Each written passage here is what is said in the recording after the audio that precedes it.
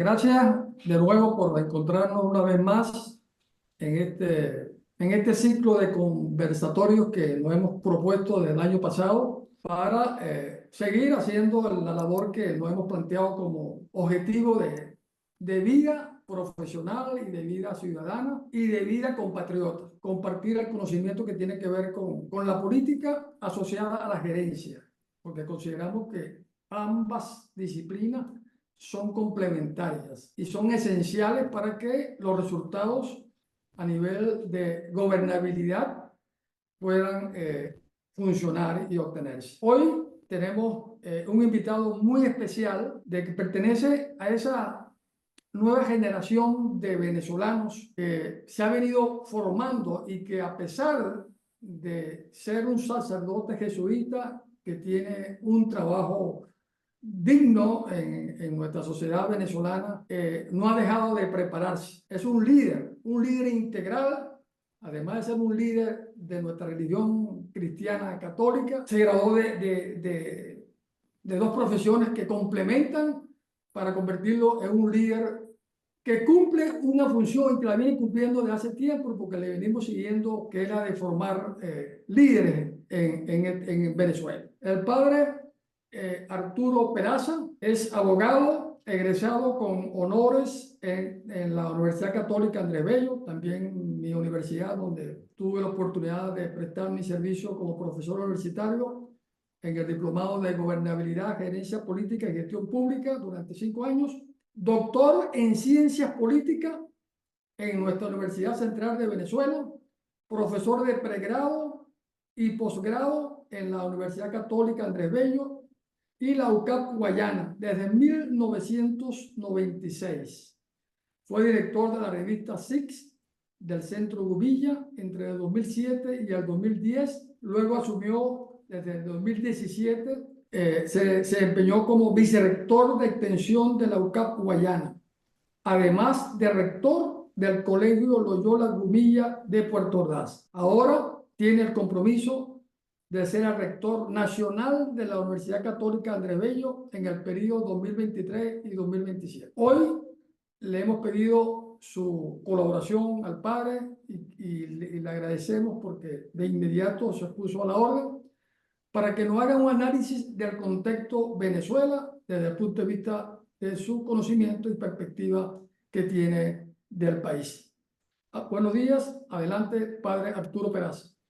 Gracias, René. Un placer poder conversar junto con ustedes y creo que va a ser un espacio como más de diálogo. Posiblemente voy a hacer una introducción de algunos elementos y eso después puede permitir el diálogo, las preguntas y una conversación, pues. A ver, yo creo que la palabra que define el presente, si tuviera que ser como una fotografía, es la palabra incertidumbre. En el país hay unas condiciones importantes de incertidumbre sobre lo que puede ocurrir o lo que de hecho está ocurriendo en el contexto político que determina a su vez el desarrollo de los temas económicos y sociales dentro del país. Uno esperaría que hubiera una suficiente estabilidad económica y cierta estabilidad social dentro del país o dentro de una nación y que, bueno, el tema político fuera un tema que estaba como una dimensión dentro del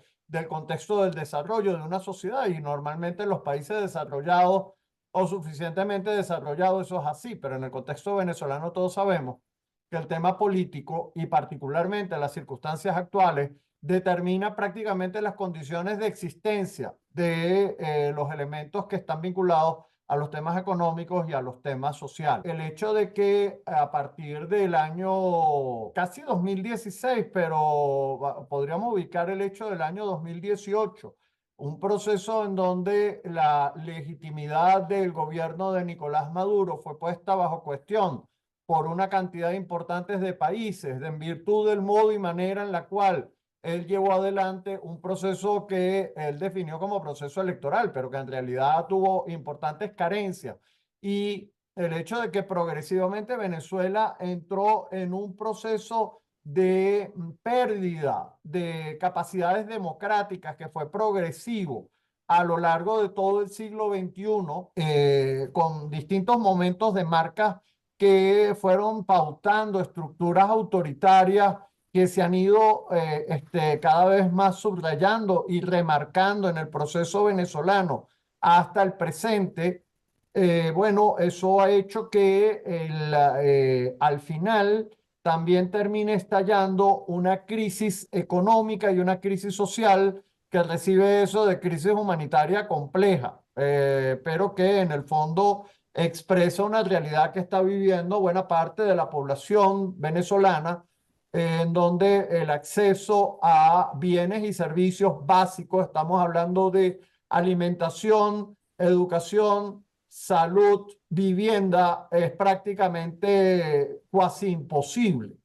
La gente lamentablemente está sufriendo de carencias importantes que terminan manifestándose en dimensiones de desnutrición infantil, muerte de madres en situaciones de parto o tasas de mortalidad infantil excesivamente altas, que son indicadores de pobreza, son indicadores muy clásicos de las condiciones de pobreza de una sociedad, ¿no? Y bueno, adjunto a esto, sabemos que hay una crisis grave en materia educativa, tanto en el acceso a la educación como en el tema de la calidad educativa, que nos ha preocupado muchísimo. La última información que en su momento brindó formalmente la ciudadana ministra de Educación en esta universidad, en un encuentro que tuvimos, hablaba de un porcentaje que rondaba el 80% de chicos que en sexto grado no comprendían lo que leían o no sabían operaciones básicas. Este tipo de resultados son coherentes con cosas que ha obtenido la Universidad Católica Andrés Bello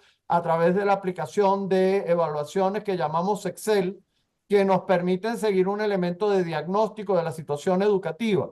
Y todos sabemos que detrás de los problemas de falta de calidad educativa y de analfabetismo funcional, que eventualmente significa que aunque puedan materialmente saber leer o escribir o hacer algún tipo de operaciones, en realidad no comprenden lo que están haciendo. Al final del día, pues resulta un esfuerzo inútil. No se hable si estamos hablando del gap tecnológico que se está generando con pues, la aparición de toda esta estructura telemática y mucho más cuando tú estás hablando de inteligencia artificial. Entonces el gap puede ser todavía mucho mayor en términos de la capacidad que puede tener la sociedad venezolana para sobreponerse a las situaciones de subdesarrollo y pasar de nuevo a condiciones de un país en vías de desarrollo o eventualmente desarrollado. Entonces, bueno, la sociedad venezolana está viviendo una honda crisis económica y social con rasgos de crisis humanitaria que ha producido esta conocida masiva movimiento migratorio que si bien ahorita en este momento no está en picos alarmantes, no ha cesado. Estamos hablando de unas condiciones en las cuales todavía tenemos evidencia de que la migración sigue ocurriendo, ha permanecido y simplemente lo único que ha disminuido es la cantidad o dimensión de esa migración, pero no que ha cesado la migración como un hecho real en Venezuela. Y lamentablemente, depende de los números que estemos hablando y de quién habla, se puede hablar de entre 6 millones y 8 millones de venezolanos en el exterior en diversas condiciones, como todos sabemos. Entonces, bueno, ese cuadro general que uno puede hacer de lo que ha ocurrido en estos años en Venezuela, se confronta ahorita con de nuevo un proceso electoral convocado para el día 28 de julio, en donde la sociedad venezolana vuelve a, digamos, o por lo menos le aparece la oportunidad de encontrar algún camino de salida frente a estas circunstancias que estoy tratando de describir como críticas. Pero abordar este momento crítico del país y poder conseguir una solución a este proceso pasa por elementos fundamentales que no están apareciendo como presentes en las circunstancias y por eso uno tiene que hablar de la palabra incertidumbre. ¿A qué me refiero? Hay una sensación masiva, mayoritaria y muy mayoritaria en el país de necesidad de cambio. La palabra cambio es una palabra que está instalada en el imaginario de la gran mayoría de los venezolanos, podemos hablar de una relación de más del 80% de la población venezolana, que de alguna u otra manera está esperando y tiene la expectativa de que pueda ocurrir un cambio en Venezuela. Esto incluso lo ha acusado el mismo gobierno de Nicolás Maduro, que evidentemente se da cuenta que tiene que comenzar a hablar en torno a un proyecto de cambio político-social, porque simplemente decir que usted es coherente con las políticas que llevó Hugo Chávez o que llevó el primer periodo de Nicolás Maduro, pues evidentemente es inaceptable para la población venezolana, ni siquiera para la misma población chavista. Por lo que el acuerdo nacional en torno a la necesidad de cambio es claro.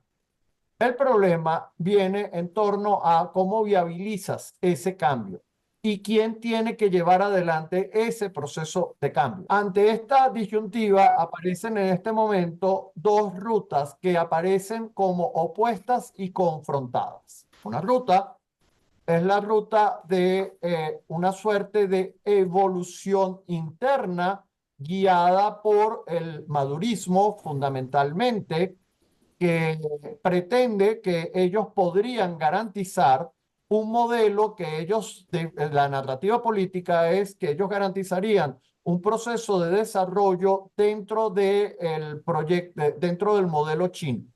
Entonces, digamos, como el trasfondo es, bueno, nosotros podemos reproducir un proceso que analogue lo que China hizo en su momento, que también sufrió una crisis muy importante, pero el Partido Comunista Chino consiguió un camino que fundamentalmente es dejar a los privados llevar adelante la economía siempre y cuando no entres en el tema del poder que es controlado por el partido único. Hay una hegemonía política comunicacional que establece el gobierno y hay libertades económicas para que los particulares puedan invertir y obtener ganancias. La relación entre estas ganancias y el Estado se establece a través del marco impositivo. Y bueno, ese modelo que obviamente de ninguna manera se ha instalado en el país, sino que simplemente se describe y se quisiera llevar adelante, es, digamos, como el modelo que tratan de expresar desde el lado del gobierno, sería lo que debería devenir en Venezuela hacia el futuro como proceso de desarrollo. Del otro lado, confrontado a este modelo, aparece fundamentalmente hoy en día la figura de María Corina Machado. Y debo decir que yo no podría decir que aparece la oposición, porque en el lado de la oposición hay como multiplicidad de visiones sobre qué es lo que hay que hacer y prácticamente todas han sido eclipsadas por el liderazgo, digamos, es un liderazgo que sin duda tiene ese corte de liderazgo mesiánico, y no quiero con eso descalificar, porque no quisiera que se utilizara esta palabra en términos de descalificación, sino más bien desde la comprensión sociológica de este liderazgo de carácter masivo que ha desplegado María Corina Machado, porque además ha tocado algunos nervios y elementos que son hipersensibles dentro de la población venezolana en este momento. En la narrativa de María Corina Machado, el tema fundamentalmente es que tiene que ocurrir una revolución ciudadana, en donde los ciudadanos son capaces de vencer cualquier tipo de obstáculo para lograr efectivamente imponer un modelo de corte liberal como sociedad, pero centrada fundamentalmente en las capacidades de los ciudadanos que producen, desarrollan y tienen libertades tanto políticas como económicas para desarrollar un proyecto de país alternativo. Y esos ciudadanos aparecen como los sujetos empoderados. Utilizo la palabra ciudadano y no pueblo, porque la palabra pueblo era la palabra que se había apropiado fundamentalmente Hugo Chávez Frías, y no es la que identificaría concretamente la versión que está utilizando en este momento María Corina Machado. María Corina utiliza la palabra ciudadano y esto hace énfasis en una dimensión que es la dimensión de derechos civiles y políticos, del hecho del ciudadano que participa, que tiene libertades, que tiene un conjunto de derechos que reconoce como derechos de primera generación fundamentalmente y que invita al ciudadano a ser el sujeto que se empodera y lleva adelante el proceso de transformación. Eso va acorde con un movimiento que socialmente está ocurriendo que llamaríamos el de los emprendedores. Frente a la crisis económica venezolana, usted tiene a la sociedad venezolana en un número muy importante de personas llevando adelante pequeños emprendimientos, algunos de supervivencia, otros podrían ser más creativos, si se quiere, los menos. No es que tienes trabajos que estén escalando en términos serios, porque no hay condiciones ni económicas, ni políticas, ni sociales para lograr escalamientos importantes en esta área, pero sí se ha implantado una cultura en la cual los ciudadanos cada vez más consideran que no pueden contar con el Estado ni con los beneficios que el Estado tiene para resolverles realmente los problemas.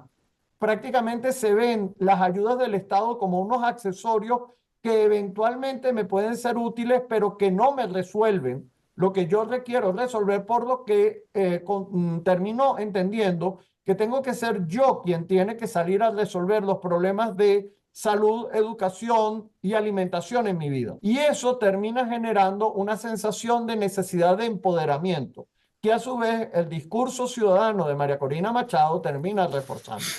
Este discurso además tiene otro elemento que está reforzando un sentimiento en la población que tiene que ver con la experiencia migratoria de los venezolanos. María Corina aparece como una madre que ha tenido que ver partir a sus dos hijos fuera de las fronteras venezolanas y que la termina identificando con buena parte de esa población que también ha perdido familiares, amigos, hermanos, hijos, nietos, cuando eso no era propio de la sociedad venezolana. Y ahí hay un dolor en lo más hondo de la población venezolana, y eso corre en todos los estratos sociales, desde la clase A hasta la clase E. No importa cuál es el sector social que usted hable, hay una identificación en ese sentido de pérdida que María Corina está logrando reflejar con la imagen de que ellos volverán, ellos van a regresar y nosotros vamos a crear las condiciones para que sea posible la vuelta de nuestros hijos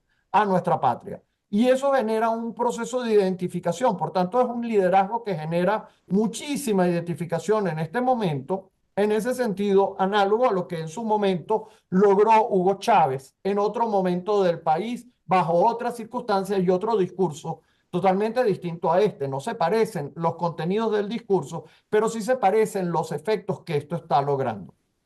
Ese movimiento que ha implementado María Corina Machado no ha tenido capacidad, o sea, ninguno de los dos sectores confrontados ha tenido la capacidad de establecer puentes de diálogos necesarios para poder hacer posible o previsible un camino de transición en Venezuela.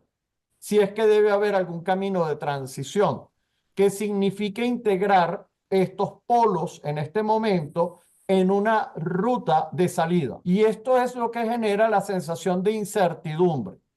Al no haber conexión entre ninguno de los dos polos, el problema no es cuál es el porcentaje de esos polos, sino el hecho de que cualquiera de los polos tiene suficiente capacidad de poder fáctico para impedir al otro. En el caso de María Corina Machado, porque tiene un porcentaje de la población altísimo y es mayoritario, claramente mayoritario. Y por el otro lado, porque el factor que está en el poder efectivamente tiene una de las dimensiones más importantes, que tiene que ver no solo con el poder, con las instituciones del poder, sino con la Fuerza Armada. Y entre una y otra instancia no hay diálogo, no ha habido posibilidades de encuentro. Incluso en este proceso electoral, no conozco, puede ser que lo haya, pero la verdad es que la sensación que genera es que no lo hay, que no hay ni siquiera instancia de diálogo con el Consejo Nacional Electoral. No hay representantes del lado de María Corina dentro del Consejo Nacional Electoral que puedan establecer unos mecanismos de diálogo necesarios para incluso procesar lo que es natural o normal en un proceso electoral. Y esto pues genera un conjunto de preguntas, además de que uno ve que del lado del gobierno existe un conjunto de actitudes y amenazas que en algunos casos se han realizado a través de coartar el derecho de participación o de manifestación de los ciudadanos a través de, digamos, presiones indebidas como sancionar a empresas que prestan algún tipo de alimento, ayuda, sonido o persecución concreta de algunos liderazgos locales de los grupos asociados a la persona de María Corina Machado, que generan abierto temor dentro de Venezuela. De hecho, la libertad de expresión en este momento se encuentra cada vez más dentro de un marco de sensación de restricciones, porque hay temores para hablar cómo es que, digamos, cuando tú tomas una posición política, cualquiera que ésta sea, y fundamentalmente a favor de María Corina, pues evidentemente tienes una sensación de estar corriendo un riesgo público político por tomar ese tipo de posiciones. Pero yo quisiera elevar el nivel del análisis de discurso y no solamente decir, bueno, entonces hay un gobierno malo, una personaje bueno, que es María Corina, que defiende derechos, y esto se explica como un juego de vaqueros y indios. Yo creo que eso sirve para la publicidad, pero eso no sirve para entender un problema que se llama gobernabilidad. Si usted quiere entender el problema de gobernabilidad, el problema es que tú necesitas a los dos polos entendiéndose mínimamente para poder hacer posible una canalización de salida, transición en el contexto venezolano. Póngase usted caso África, póngase usted caso España, póngase usted incluso los casos de enfrentamientos bélicos en Centroamérica, póngase usted el caso colombiano e incluso el caso chileno. Es decir, por donde usted pase, usted consigue que para que pueda haber una transición exitosa, tú tienes que conseguir puntos medios dentro de los polos que permita la viabilidad de la transición. Y eso es lo que no ha ocurrido. Colombia hizo un esfuerzo, yo creo que fallido, por plantear el tema, concretamente el presidente Petro, consciente de la necesidad de que haya una transición.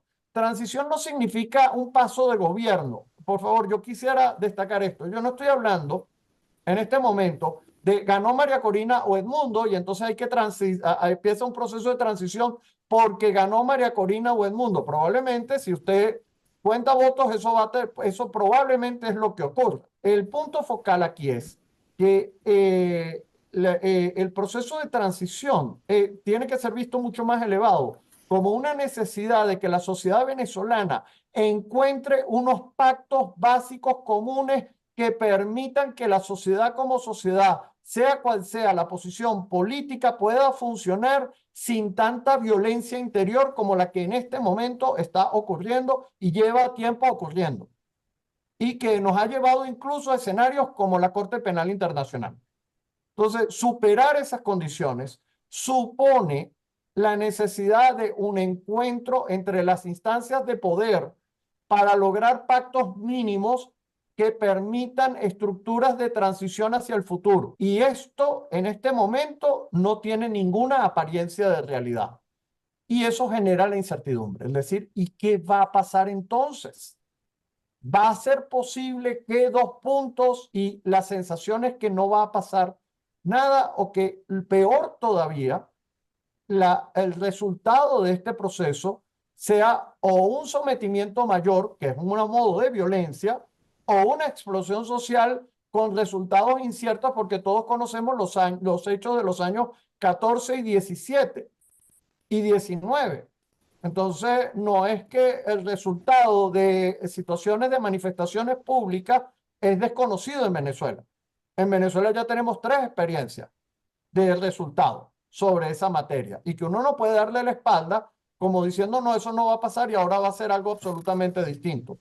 Yo creo que si pudiéramos evitar las condiciones de violencia y eventualmente conseguir caminos de trazar puentes entre los dos para trazar un horizonte de gobernabilidad, esa es quizás la mejor oportunidad en el contexto venezolano. Pero si usted me pregunta, ¿usted cree que eso es probable en este momento? Mi respuesta es, lamentablemente, no. No se están dando las condiciones para que eso ocurra. Muy bien, muy bien, muy bien. Bueno, un tema realmente eh, enfocado de una manera muy objetiva, crítica, imparcial. Y bueno, y la política siempre digo yo, padre Arturo, que tiene que ver mucho con lo práctico, ¿no?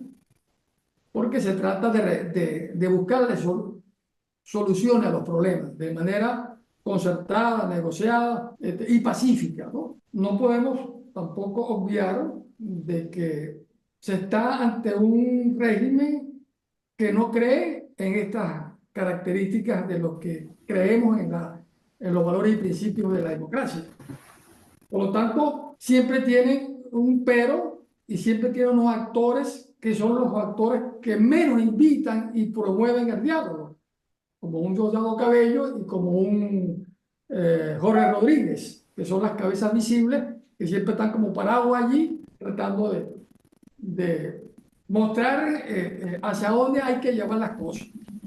Y el ejemplo muy práctico de ese irrespeto a los acuerdos lo acabamos de ver con el tratado con el acuerdo de Barbados. Y entonces no es fácil, no es fácil crear esas condiciones con alguien que no cree en eso, ni está interesado en eso. Entonces, pero sí compartimos, Padre Arturo, de que esa es la función nuestra, de lo que creemos en este tipo de valores y principios, de promoverlo, de plantearlo y de lograrlo en donde sea posible, con todas las dificultades y los problemas. Porque, por ejemplo, estamos viendo unos detallitos, por ejemplo, en esta campaña.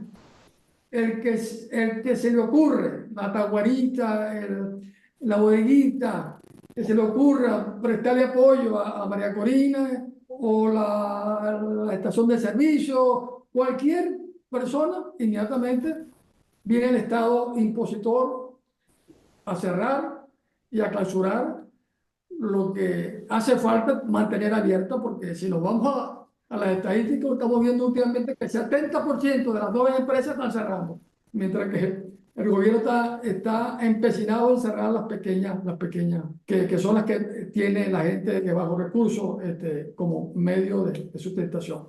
Pero padre, quería, antes de darle la oportunidad al resto del equipo, porque a mí me gusta, estoy en esa onda de la autocrítica país, permanentemente, todos los días dando esa reflexión.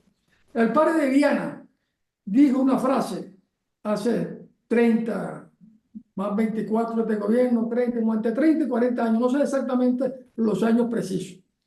Dijo una frase que yo justamente en el diplomado siempre la tenía como referencia para explicar muchas cosas. Hemos sido un país rico, pero muy pobre en ideas y en mano de obra para transformar esa riqueza en prosperidad, seguridad y bienestar social. ¿Eso se mantiene, padre Arturo? Sin duda, efectivamente, pero digo, eso tiene que ver con el modelo extractivista que se ha impuesto en Venezuela. Además, hemos pasado de un modelo de extractivismo rentista a un extractivismo de carácter depredador fundamentalmente. O sea, que la versión es peor que la que tuvimos. Porque tuvimos un extractivismo de corte rentista, el rentismo tenía sus límites, pero al menos cuando tú tienes una renta, yo siempre explico eso, es como si tú tuvieras una vivienda y la alquilas, pero bueno, tú tratas de mantener tu vivienda y tratas de invertirle a tu vivienda para que no se te deteriore y puedas mantener el precio que eventualmente quieres ponerle a la vivienda cuando la estás alquilando. Entonces, cada nuevo inquilino, tú le haces unos arreglos, le metes una pinturita, te haces un trabajo, pues, para tratar de mantener. Cuando tú tienes un extractivismo depredador, que es lo que está ocurriendo, y Guayana es un epítome de esa situación, lo que tú tienes es un desvalijamiento de toda la capacidad. Eso lo ves en la industria básica, eso lo ves en el tema de la minería del oro. Para mí eso es realmente impactante, lo que uno tiene que ver en el sur de Guayana y los modelos que eso significan de relaciones, de explotación, etcétera, son realmente barbáricos. Entonces, bueno, lamentablemente, por ejemplo, lo que Edwin tanto trató de luchar como derechos laborales, derechos de los trabajadores, eso es en este momento inexistente absolutamente. Incluso lo que tú tienes hacia el sur del estado Bolívar son situaciones de esclavitud moderna que la misma Universidad Católica en la sede de Guayana nos cansamos de mostrar y evidenciar en varias investigaciones, además de explotación sexual. O sea, tienes el peor de los mundos posible, que ni siquiera no llega ni siquiera al rango de mundo laboral, sino a la mera esclavitud, pues como modelo de relación.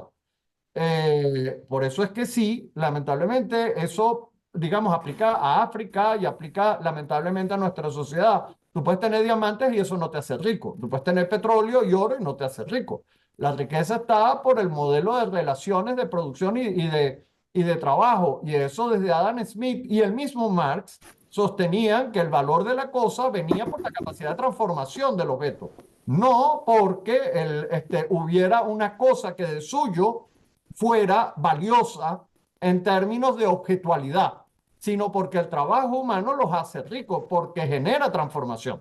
Y bueno, eso es lo que no logramos entender ni hacer en Venezuela. Julián. Sí, hay un punto, Padre Arturo, que a mí me ha impresionado mucho en este momento, porque como la mayoría de nosotros estamos en esta lucha desde hace 25 años que tiene este régimen en Venezuela. Y en los últimos años yo estaba escéptico sobre el futuro de Venezuela, porque ya se veía como agotada la lucha, pero ahora me siento impresionado y en vez de escéptico, igual que todos los venezolanos, tengo mucha esperanza. Eso lo veo en el comportamiento de la ciudadanía venezolana, porque de pasar de un año anterior en el cual todo el mundo estaba callado, el miedo había dominado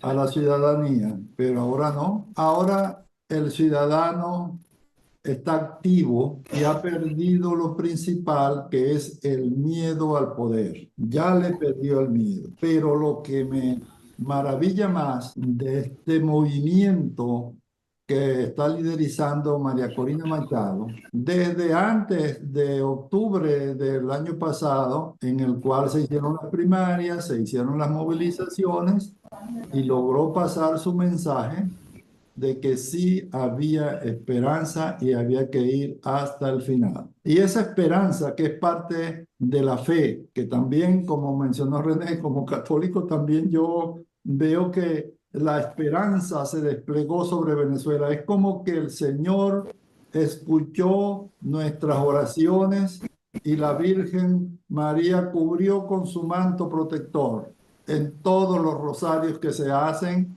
pidiéndole que cubra a Venezuela con su manto protector de norte a sur, de este a oeste, ilumine al pueblo de Venezuela. Yo lo veo así. El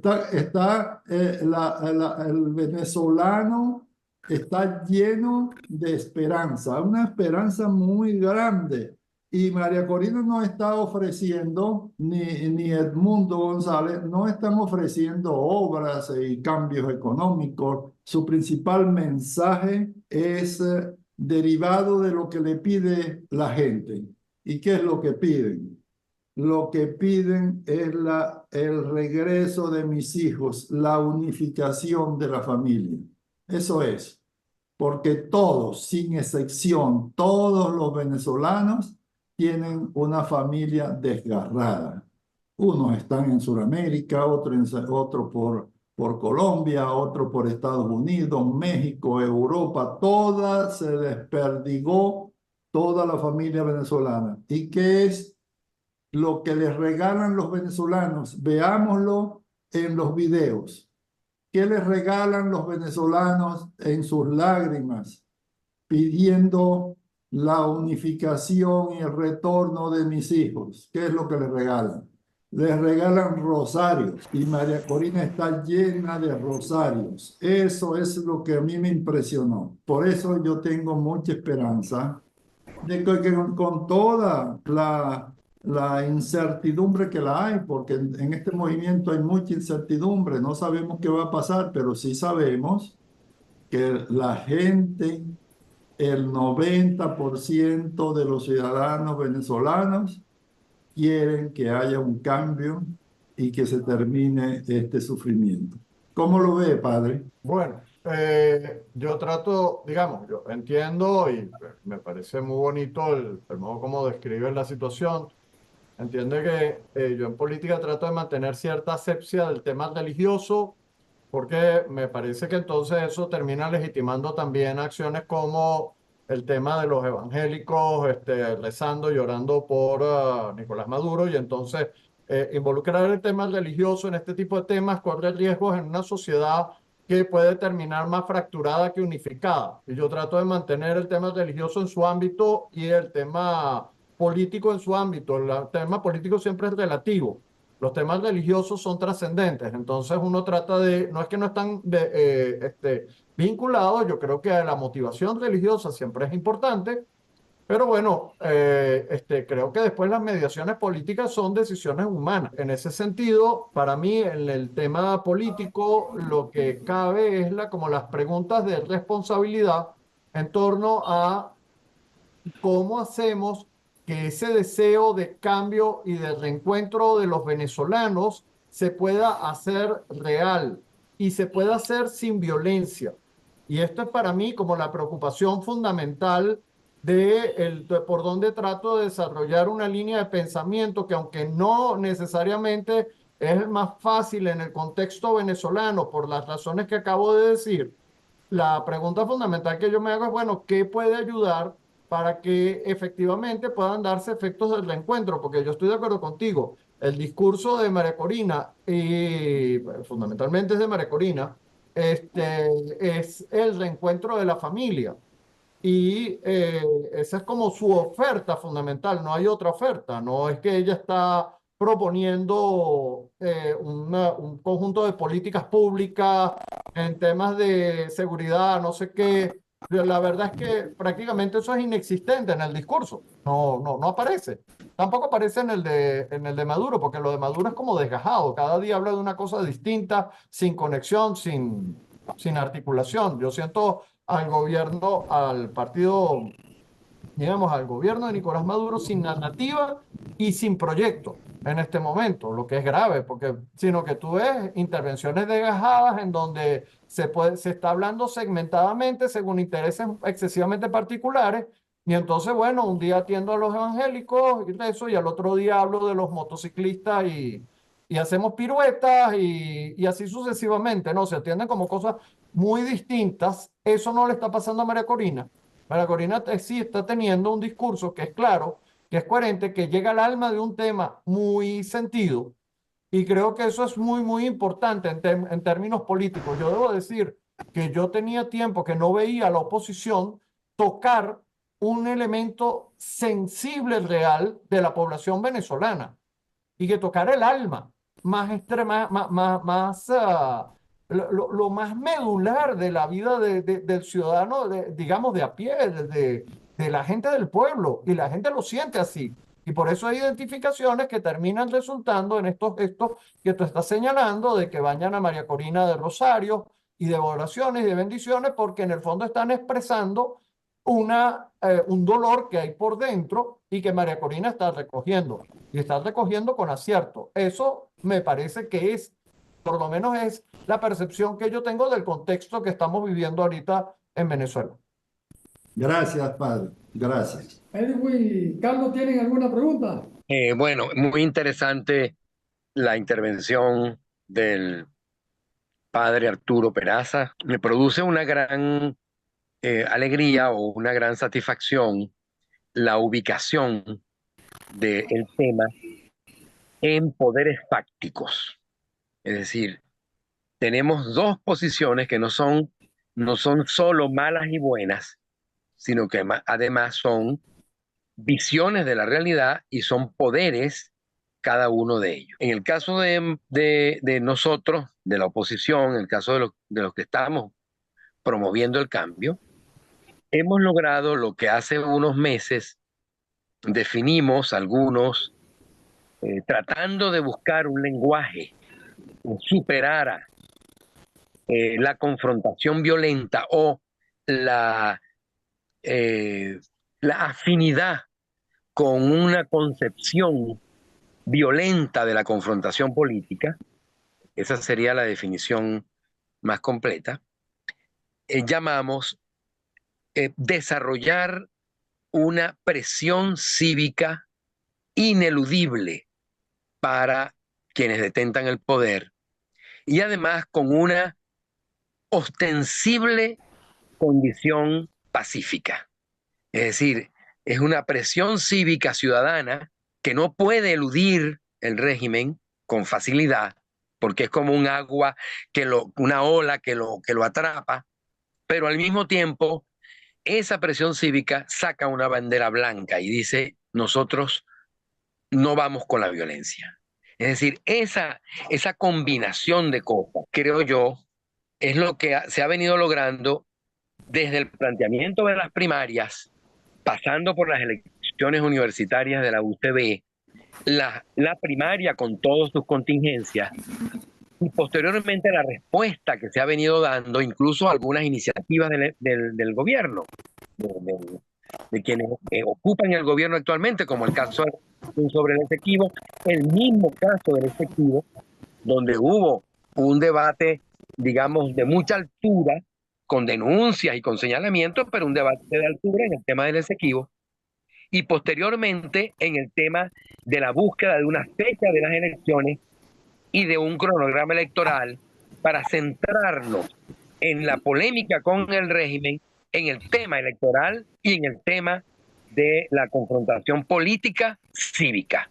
Es decir, yo creo que este proceso del cual somos actores muchos sectores, la plataforma unitaria, María Corina, muchos sectores diversos de la sociedad civil y de la sociedad venezolana que hemos venido participando en este proceso, que ha sido un aprendizaje, digamos, muy importante, una maduración.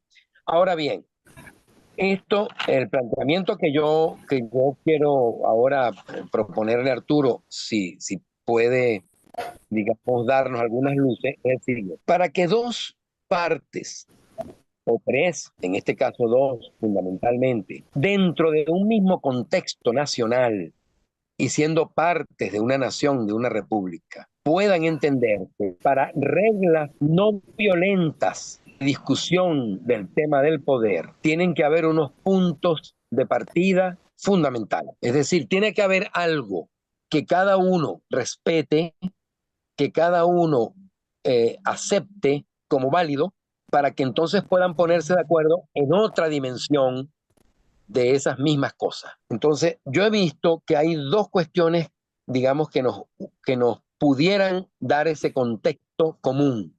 Uno es la Constitución de la República. No obstante, que el gobierno de facto actual, yo lo llamo gobierno de facto actual, viola la Constitución, se aferra a ella.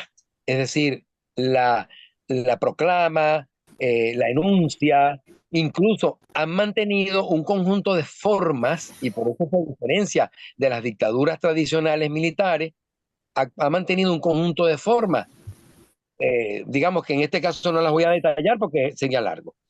El otro punto, el otro pilar que me parece fundamental es el pensamiento cívico de Bolívar, el pensamiento bolivariano, porque se le pone como República Bolivariana, se sigue citando a Bolívar y el pensamiento de Bolívar, digamos, en estos años se divulgó, se desarrolló, digamos, en cierta forma como un patrimonio de los venezolanos, más allá de los intelectuales y de las élites, y eso pudiera significar como dos puntos de partida.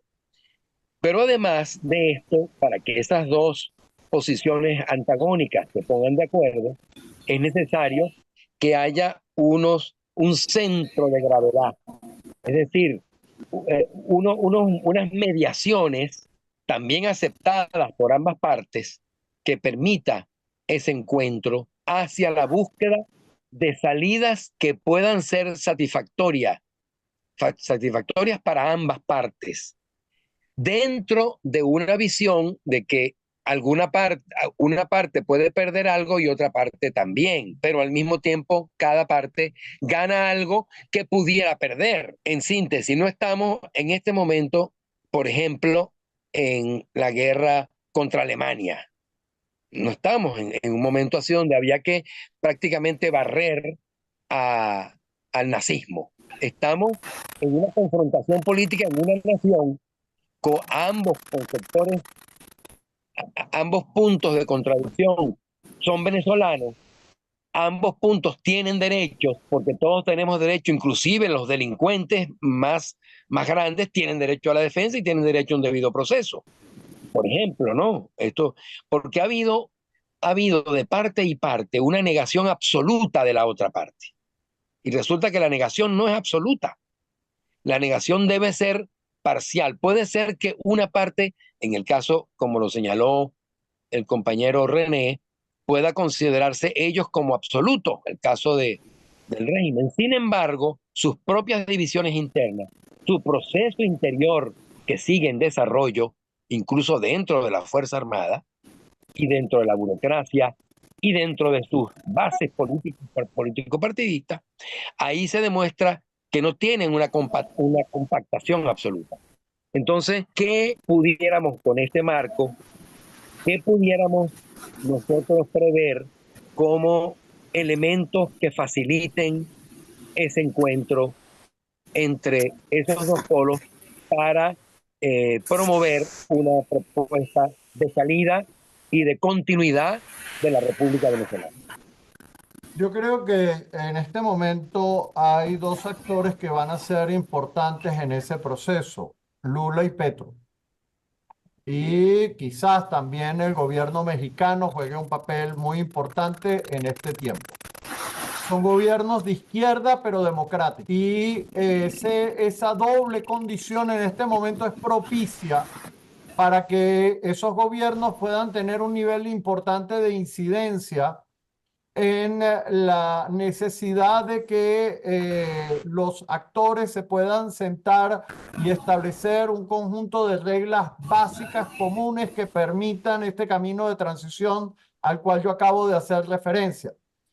Nicolás no le conviene quedar aislado, en términos de que para el gobierno de Petro y para el gobierno de Lula, la democracia es un elemento innegociable. Y si para el gobierno de Nicolás realiza un conjunto de actos que terminan siendo reñidos o contradictorios abiertamente a los elementos democráticos, más allá de estas señales que acaba de hablar René, que sí, cómo no existen, que bueno, que le quito a alguien no sé qué, no sé cuánto, pero eso para un gobierno internacional son efectos demasiado chiquitos. Yo entiendo que son muy dolorosos para la gente concreta y a uno le molesta mucho eso. Y todo, digamos, son indignantes. Pero al final del día eso no es lo que determina las condiciones de poder. Y lo que sí determina las condiciones de poder es el hecho de que para esos gobiernos que estoy señalando, el carácter democrático es un elemento innegociable. Son izquierdas que han aprendido a tener que lidiar con el tema de tener que ir a elecciones, ganar y perder elecciones. Y es para ellos ese elemento es un elemento central de su modo de hacer política. Si el gobierno de Nicolás se aísla de esos elementos, eventualmente pierde facilitadores muy importantes en las relaciones internacionales, que son los que le dan paso o no a espacios como el BRIC. Entonces, él necesita de alguna u otra manera que una parte de esa comunidad internacional pueda reconocer como aceptable, vamos a decir esa palabra, el proceso electoral que aquí se tenga que librar. Y ese elemento es esencial en este momento para el juego de Nicolás y del gobierno. Tiene que ocurrir unas elecciones que sean aceptables. Y por el otro lado, esto mismo es un elemento que combina con lo que está requiriendo la oposición democrática. Es decir, que haya unas elecciones aceptables. Ya salimos del mapa del todo nada, de que si no es exactamente como dice la ley, entonces no va a ser. Hemos tenido que readaptar muchísimas cosas. Yo no aplaudo eso, no es que me parece que está bien. Yo lo que estoy diciendo es que con una cancha desnivelada, con unas condiciones que no son condiciones electorales transparentes, etcétera, la oposición ha aprendido a jugar y a decir, aún así juego. Esta vez hemos dicho lo mismo, aún así juego, aún así juego. Y eso es muy importante. No han descarrilado a la oposición del ejercicio democrático, a pesar de los múltiples intentos que hubo en esa dirección. Entonces, eso abre efectivamente esa oportunidad de esperanza que habla Julián. Cuando no lograron descarrilar el proceso democrático de la oposición y la oposición logró mantenerse dentro de este ámbito democrático, ese punto de conexión, aunque viene desde perspectivas distintas y con conclusiones distintas, genera para mí el punto de encuentro. Yo, lamentablemente, Edwin, no veo que la Constitución, lamentablemente, sea un punto de encuentro. No tengo tampoco la percepción que el discurso bolivariano es un punto de encuentro. Lo debería ser, pero yo no lo veo en este momento. Yo lo que sí veo es que el elemento democrático, por razones distintas, es un punto de encuentro, porque pierdo o gano cosas ahí. Maduro pierde si no logra hacer una elección aceptablemente democrática. Porque va a pasar lo que pasó cuando Petro y Lula dijeron, bueno, pero esto no es aceptable. Lo que pasó con Corina Lloris, concretamente, el ataque con la... Entonces, y Corina, mira que es amiga mía. Y tú la debiste haber conocido, Edwin, cuando estuviste en la Católica, porque Corina Lloris tiene siglos en esta universidad. Entonces, era absolutamente tan increíble que Lula y el otro tuvieron que decir, mira, eso no es aceptable. Y como eso, Lula le ha ido mandando mensajes a Maduro de que tiene que respetar el convenio de Barbados, que no es aceptable otra cosa. Tú ves que el gobierno de Nicolás no responde, que no ataca, que sale el gobierno de Petro diciendo, bueno, pero hay que llegar a unos mínimos acuerdos y vamos a hacer un referéndum de transición que establezca un marco. Obviamente esa no era una mediación correcta, pero está indicando una voluntad que es necesaria para que pueda haber caminos de transición. Entonces sí me parece que el acompañamiento de estas dos instancias y eventualmente la posibilidad de que parte de la comunidad europea pueda acompañar a través de Noruega y otros la continuidad del camino de diálogo que va a tenerse que reemprender a partir del día 28. Es para mí parte de lo que yo percibo puede ser un camino de salida, que no es que es muy grandote el camino, pero sí hay una ruta, pues.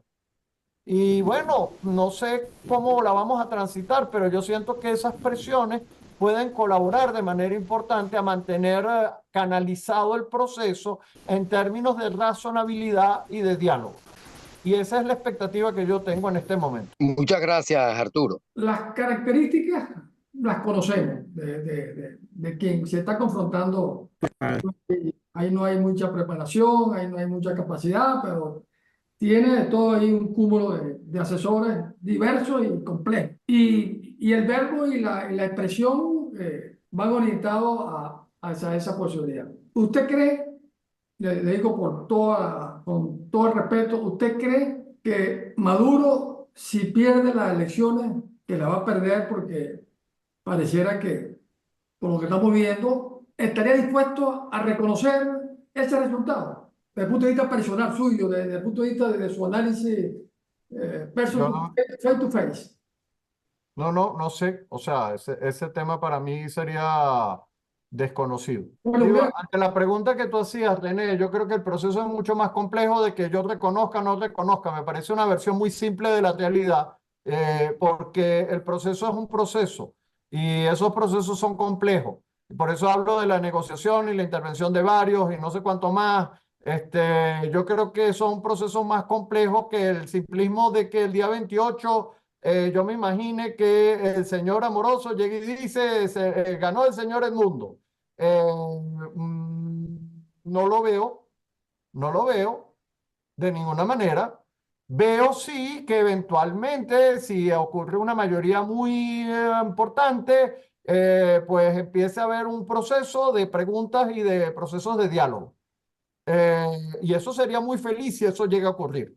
Pero veo procesos complejos hacia arriba. No veo otra cosa. no, Eso como para completar el no lo veo.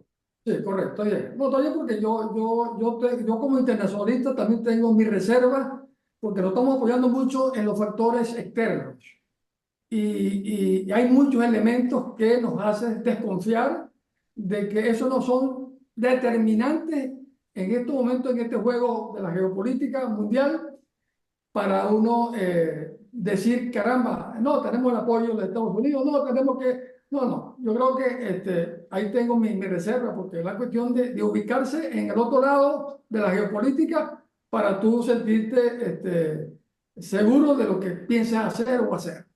Así es. Entonces vamos a cerrar ya la sesión y en verdad con, con, concluyo que ha sido una de las mejores o de los mejores conversatorios que hemos tenido porque con el padre, Con el respeto que tiene ahí de Edwin, que con tuvo el padre Arturo, tuvimos la de Edwin algo de y, Santis.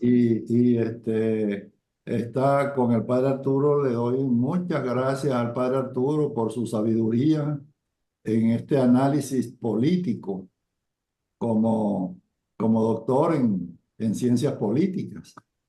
Gracias, padre, por ese mensaje.